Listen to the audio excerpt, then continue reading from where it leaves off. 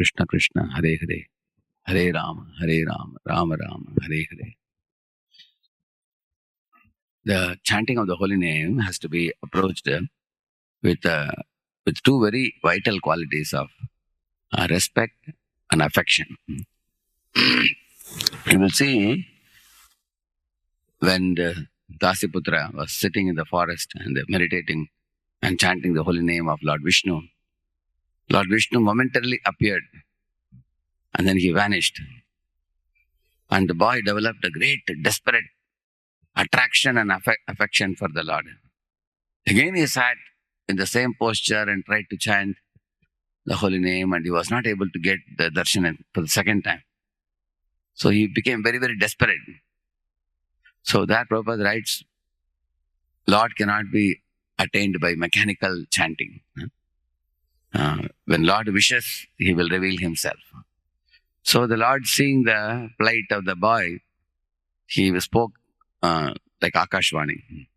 Hanta asmin janmani bhavan mamam drakshumi harkasi avipakpakashayanam durdarshoham kuyoginam. The Lord said, my dear boy, those who have not fulfilled their services and those whose hearts are not yet fully pure, they cannot get my darshan.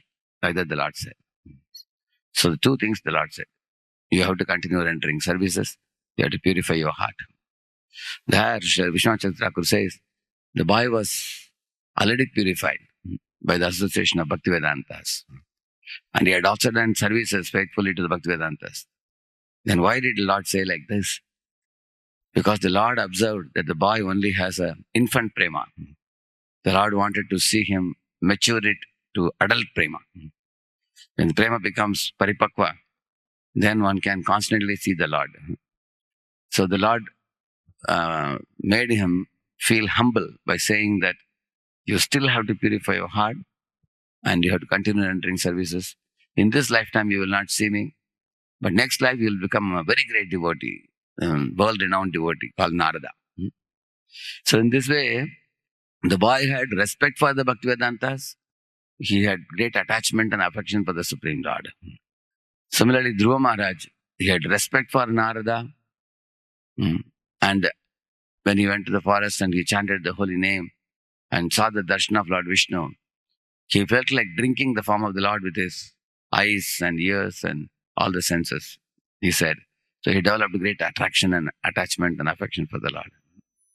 Similarly, Devahuti had a great respect for Kardama Muni even before marriage.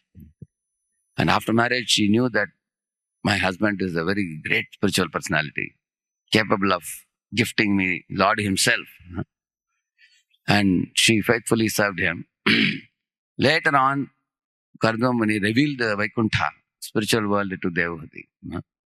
He told her, although you cannot do austerities like me, and you may not be advanced in meditation practices like me, since you faithfully served me with respect and affection, I will award you Darshana Vaikuntha. So, in our approach to the chanting of the holy name, our respect and obedience to the instructions of Guru and Vaishnavas, and our affection and attraction for the Lord in approaching the Lord through the chanting of the holy name is very essential for attracting the Lord's attention. Because you will see, if a wife is submissive to the husband and respectful to the husband, and in her heart she has great adoration and admiration for husband's qualifications and greatness, then the family comes out to be a very happy family. You will see that. Similarly, if a student has a great respect for the teacher and the knowledge of the teacher, realizations of the teacher, in any field for that matter, the student has respect, due to which the student will be obedient. The student has affection, due to which the student very lovingly learns. Like Arjuna was a good student of Dronacharya. You will see that he could learn all the kalas. One place Prabhupada says, everything is learned by the disciple very easily by these two qualities of respect and affection. So one is not grudgingly learning, or one is not reluctantly learning, or one is not carelessly learning, but one is learning with great enthusiasm. Mhm. Whether it is student-teacher relationship, or whether it is wife-husband relationship, or whether it is the Jiva and the Lord relationship. So initially the Jiva uses the Lord for getting his commodities. He's telling the super soul, supply me this. I want to enjoy. Lord says, okay.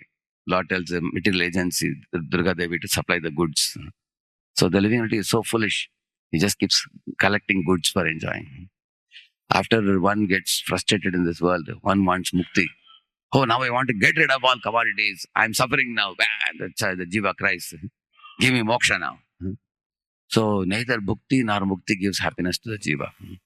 And then when we turn to the Lord and say that I'm fed up with everything material, you are my only shelter. At that time, the Jiva becomes humble.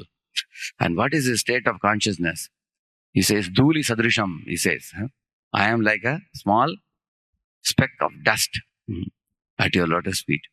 So as soon as the Jiva realizes his insignificance in the presence of the Lord, then his respect for the Lord is greatly increased.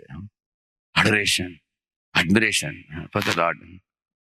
In the beginning, Arjuna was telling Krishna, take my chariot in between the armies. But later, he said in 10th chapter, what he said?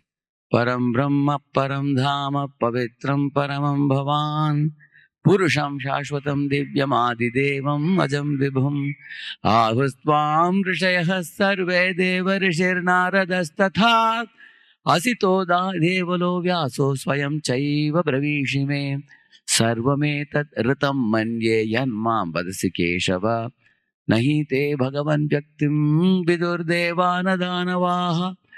He said, I accept all the truths you have spoken to me, Krishna, and I am Sarvam Etat Ritam Manye. I am totally now surrendered to you. So, in this way, how Arjuna was in the beginning of the Bhagavad Gita, and Arjuna became by hearing from the Lord. So, this is the improvement in the spiritual life. When we are preoccupied with mundane things, chasing after the mirage of illusion to enjoy the world. And then from that point, we should come to the point where we throw away all the material goods. Or even if you live in the midst of material goods, you have no attraction for them. Like Dhruva lost his attraction. That's a childish game. One gives up the childish game. One doesn't aspire for moksha. Then one's mind is calm, cool, collected. And then with proper respectful approach, kintu adara anudinam khalusai vajushta swadvi kramat bhavati tadgata moolahantri. Then one will come to the right state of consciousness. And that kind of approach will attract Krishna's attention. And when Krishna becomes more and more merciful to the aspiring devotee, like I told you, the Narada boy, the Lord became very sympathetic and compassionate, and eventually gave him the in a position of becoming a Narada to constantly delight in devotional service and distribute devotional service. Harinam Prabhu ki.